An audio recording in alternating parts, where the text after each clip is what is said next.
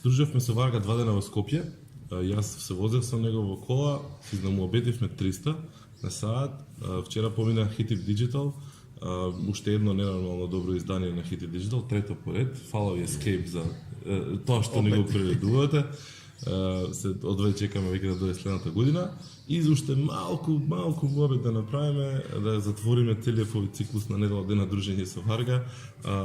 Решивме да го снимиме ова видео. Се наоѓаме во Загреб, имаме неколку прашања од луѓето кои што беа дел од обуката за Едвардс напредна во Скопје, ќе ги поставиме тие, но предходно ќе му кажеме добро утро на Varga.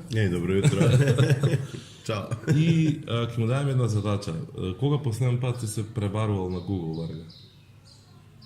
Kad si posljednji put srčao svoje ime? Kako si radio? Aha, nisam dugo, ne znam. Možeš to uraditi sad? Mogao bi, zašto? Pa baš da vidimo da li si dobro naučio naše ljude na kurs. Mora da je neka ludica. To je prvi zadatak koji smo dobili, umjesto pitanja da se Varga sam sebe googla, da vidimo šta će se dogoditi. A jel location za Hrvatsku stavljen? Nemam pojma, mislim, da vidimo da si naučio dobro ljude.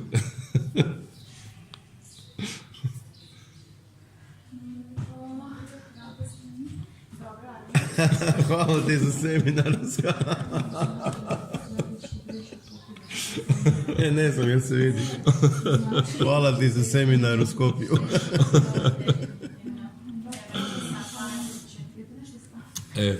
Da, to ti je pozdrav od Jovana. Hvala. Ajmo na kratko samo, dosta smo pričali, Darijan je već uradio neki post, ono što je onako, pored njega najbitnije što smo pričali. Imam samo nekoliko par pitanja, dobili smo pitanja od Darijana, od Maja, od Biljane, pa nešto da povtorimo na kratko za AdWords i neke tips and tricks.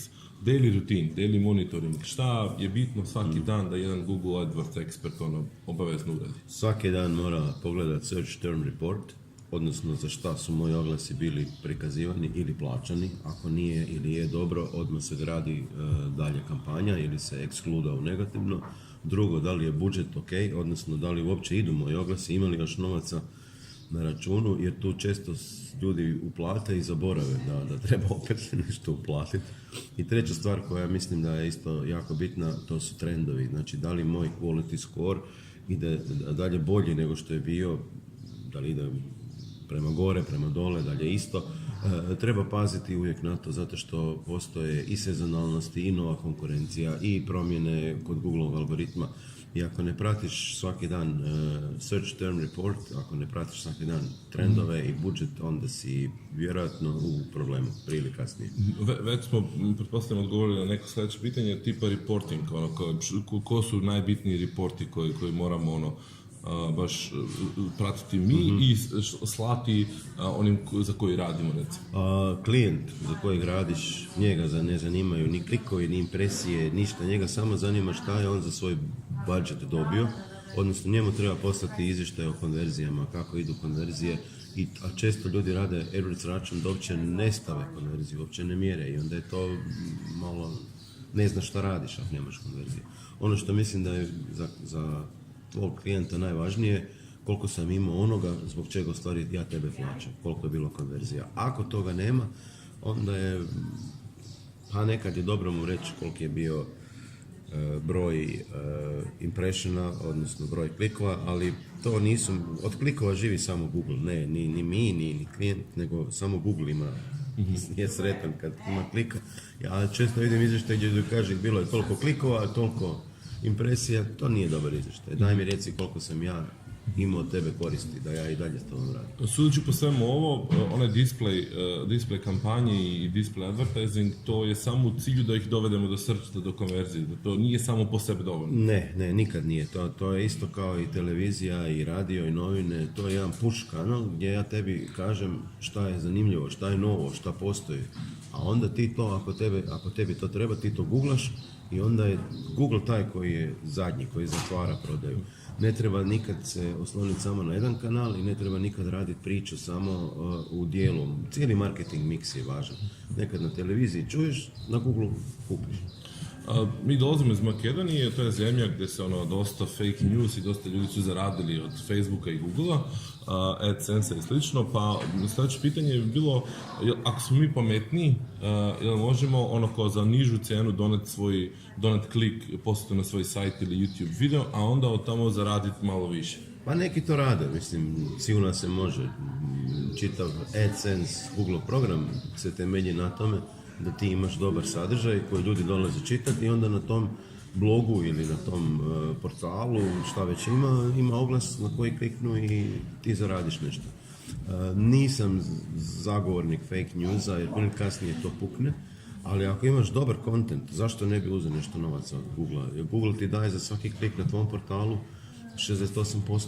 Nije malo, više od pola dobiješ. Ako imaš dobar content, ako ti ljudi stalno dolaze, svi su sretni. I ti, i ljudi, i Google, mislim, ne može bolje.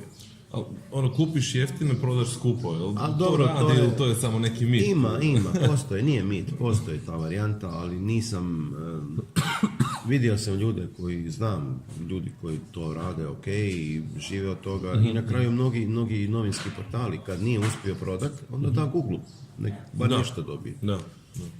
Dobro, idemo zadnje pitanje, možda je najkonkretnije, dolazi iz Biljane, jedna od onih koje je poslala. Da li je očekivano da pri kreiranju nova ad grupe, expected CTR, bar neko vreme bude bilo average? To nema veze sa ad grupom. Ako da, koliko dugo? nema veze sa ad grupom, to ima veze sa keywordom i sa oglasom. Naime, oglas koji se vidi, to je jedino što onaj koji ide na Google vidi. On ne zna ni kakav je sajt, ni gdje će doći, ni šta će se desiti, njemu samo oglas bitan i ako mu se oglas sviđa, on će kliknuti. Ako više klika, bolje je CTR. Ako je isti oglas i isti keyword, a u novoj ad grupi ima lošije rezultate, onda je tu možda drugi problem u pitanju, a to je povijest. Jer kad neki keyword ima dobru povijest, Google, ako ima dobar quality score, Google ga forsira. Jer Google živi od klikova i onda više pokazuje keyword koji ima dobru povijest. Kad ti kreneš u novu ad grupu, ti si novi, imaš 0 povijest. I onda moraš se dokazati. Nakon nekog vremena se to desi, ali ne smije biti tu radikalna promjena. Jer ne može biti, CTR 10% i sad ti je 0,1. To ne može. Može biti 10 pa sad krene sa 2-3%, ali zato što je tek bilo 2-3 klikova.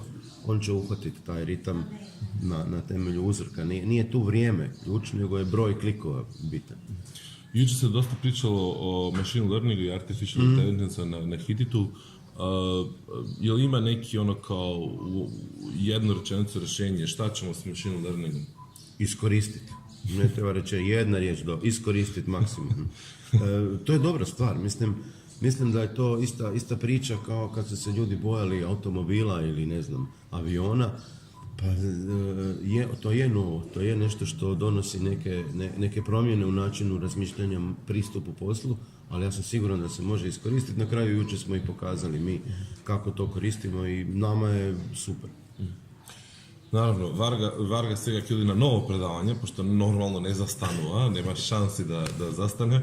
Idemo se zablagodarim još jedno za odvojeneto vreme i vidimo se sljedeći put u Skopju. Pa vidimo se što prije.